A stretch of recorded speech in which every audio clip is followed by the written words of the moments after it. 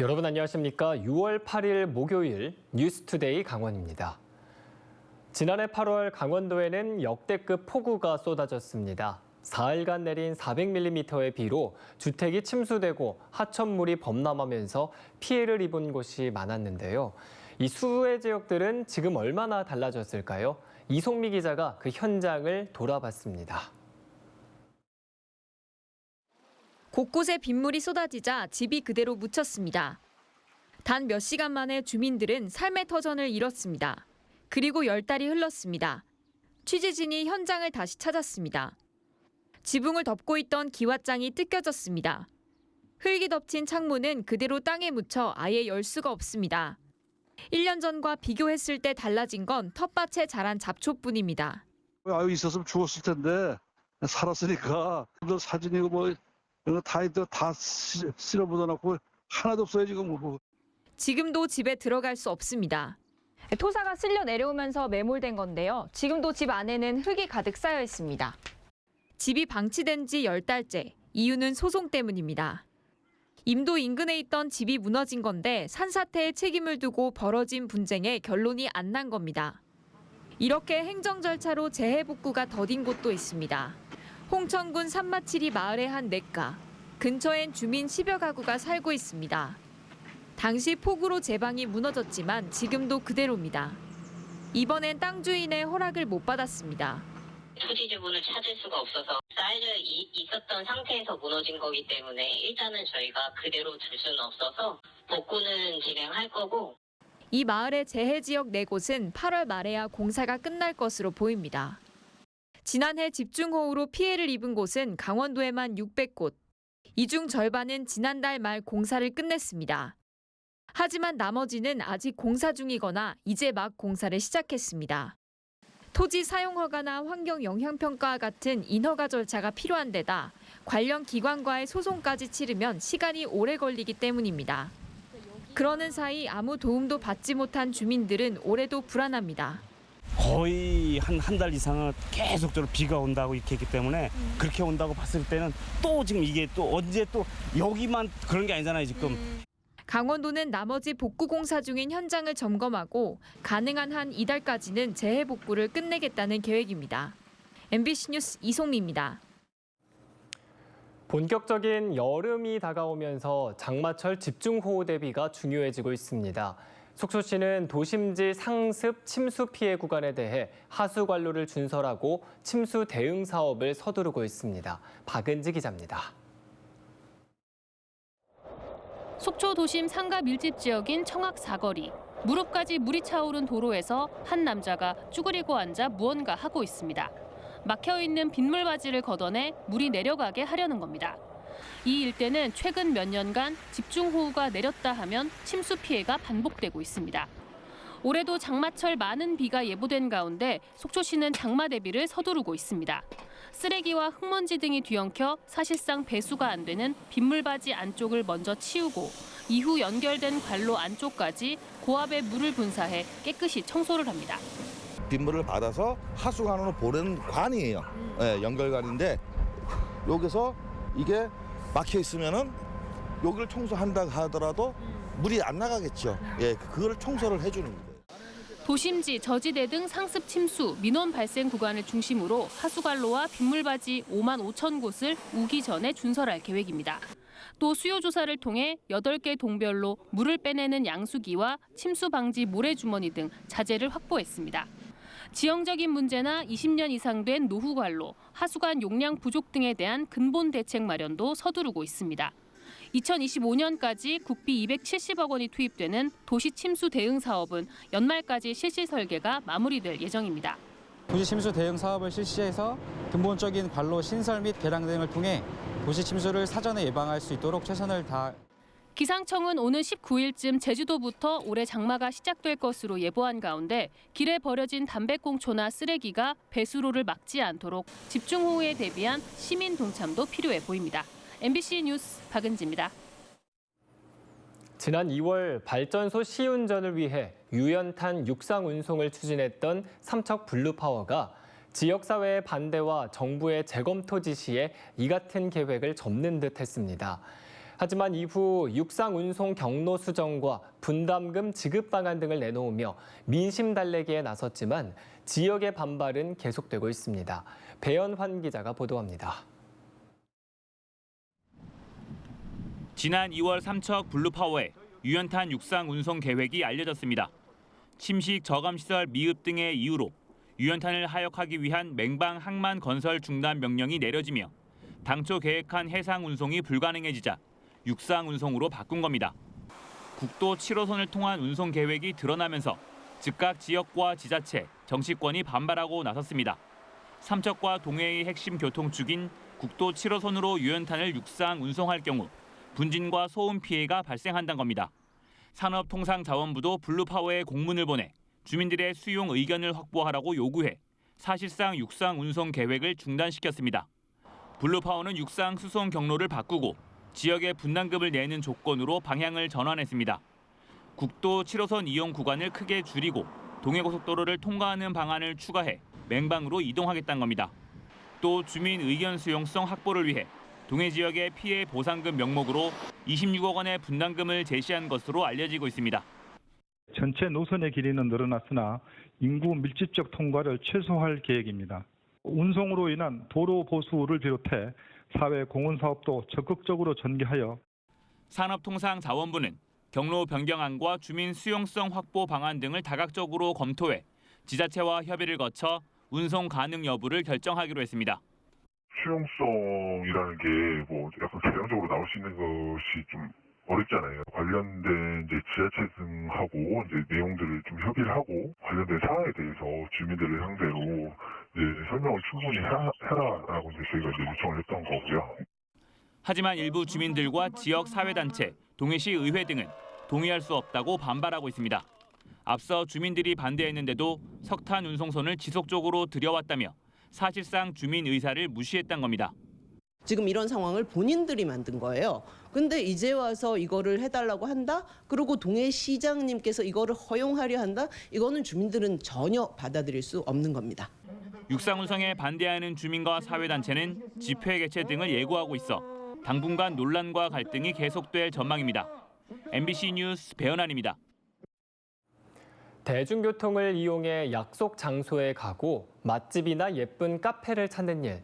누군가에게는 일상이지만 몸이 불편한 장애인들에게는 결코 쉽지 않은 일입니다. 휠체어로 이동하는 것이 얼마나 어려운지 비장애인들이 직접 체험해보고 함께 해결책을 모색해보는 시간이 마련됐습니다. 윤하은 기자가 그 현장을 다녀왔습니다. 지체장애인 김대우 씨. 식당이나 카페를 갈 때 하다못해 집 앞 편의점에 가려고만 해도 문자 그대로 턱에 부딪힙니다. 계단만 있거나 높은 문턱에 가로막히는 겁니다.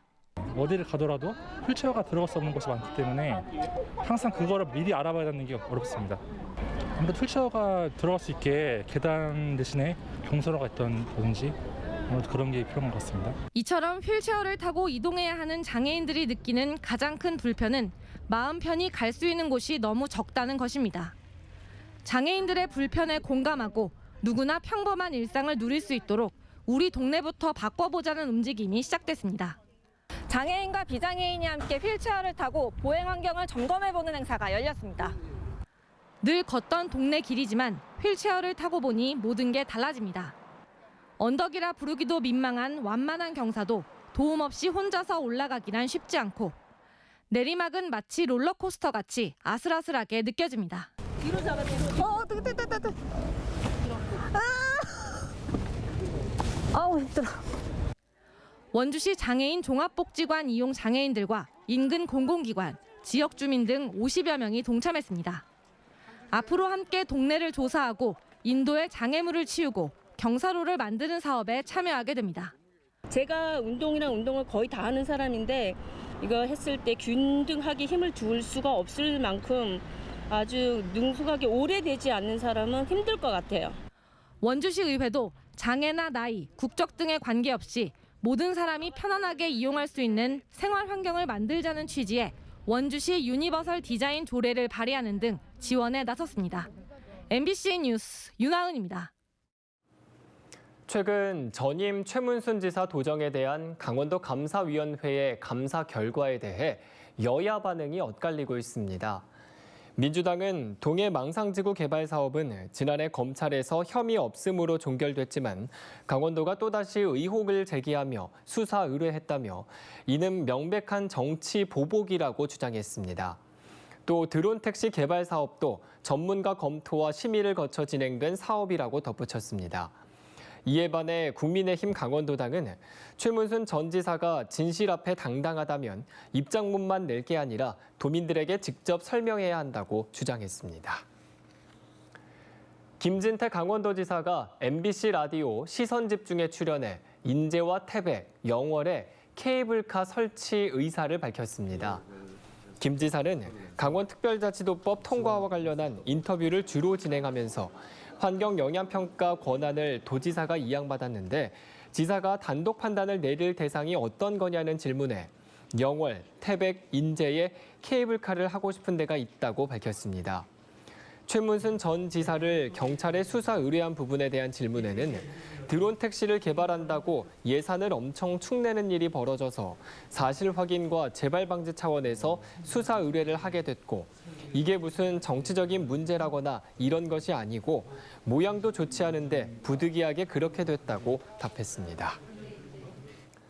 더불어민주당 춘천갑 지역위원회가 후쿠시마 오염수 방류와 수산물 수입 반대를 위한 서명운동에 나섰습니다. 춘천갑 지역위원회는 풍물시장에서 발대식을 열고 시장 상인과 시민들을 상대로 후쿠시마 오염수 방류의 문제를 알리며 오염수 방류 저지와 수산물 수입 반대를 위한 서명운동에 돌입했습니다. 허용 위원장은 대통령이 국민의 생명과 건강에 영향을 미치는 문제를 일방적으로 밀어붙이고 있다며 무도한 정권의 폭주에 강력 대응하겠다고 밝혔습니다.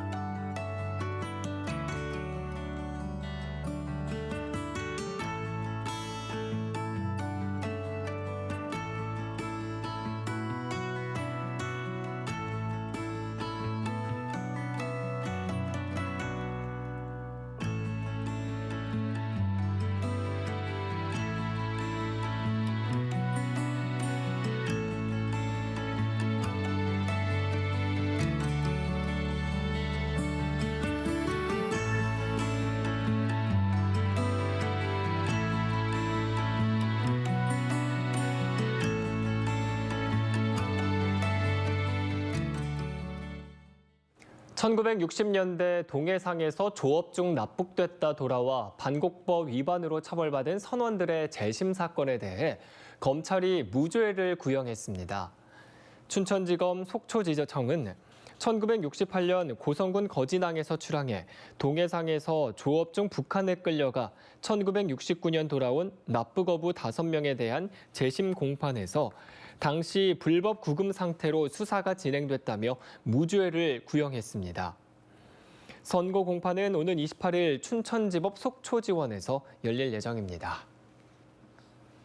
강원도와 도내 18개 시군의 고향사람 기부금 모금액이 1만 건에 13억 8천만 원으로 집계됐습니다.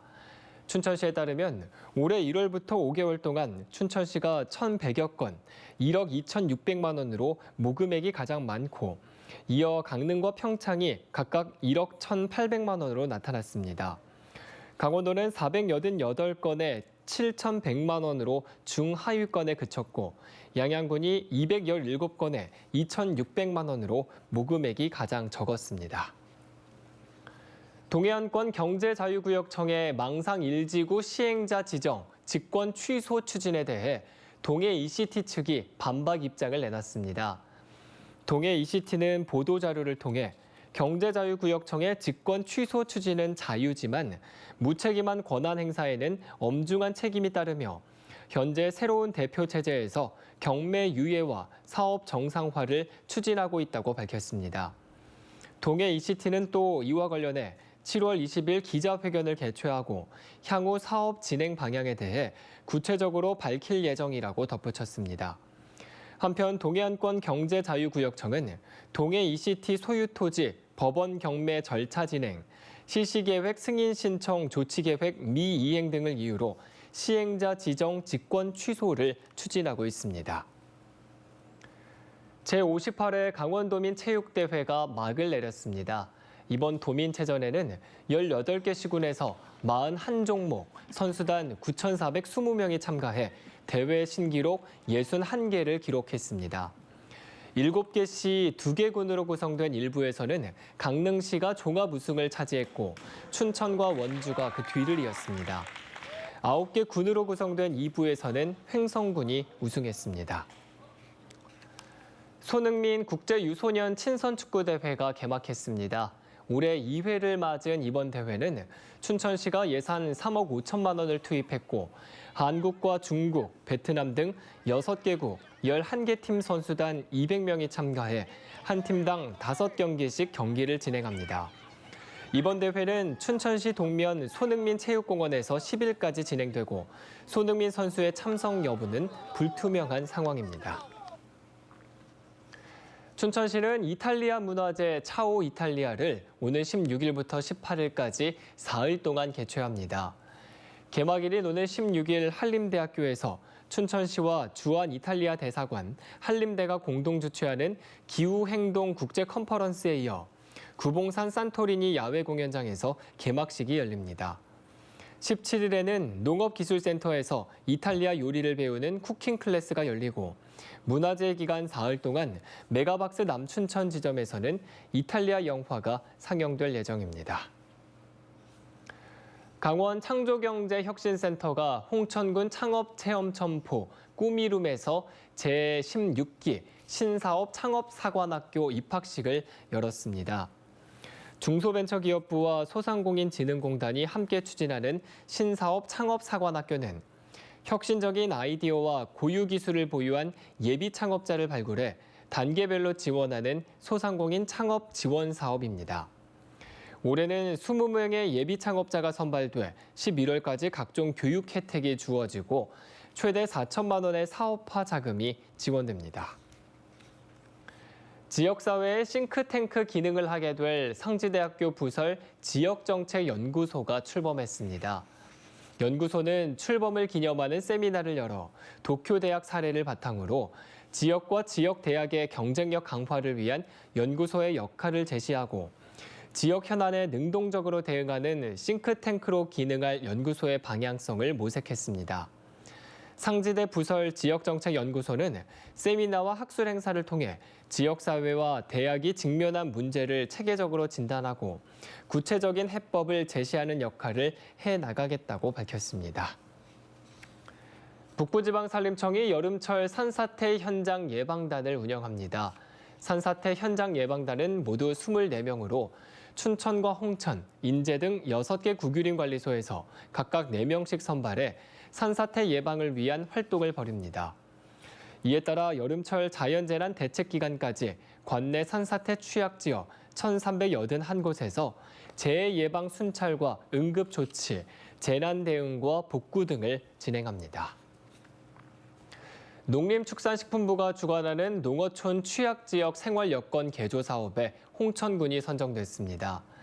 유상범 국회의원에 따르면 홍천 두촌면 자은 3리 후동마을에 2027년까지 19억 4천만 원이 투입돼 노후 상수도 정비 등 마을 환경 개선 사업이 이루어집니다. 이상으로 뉴스투데이 강원을 마칩니다. 고맙습니다.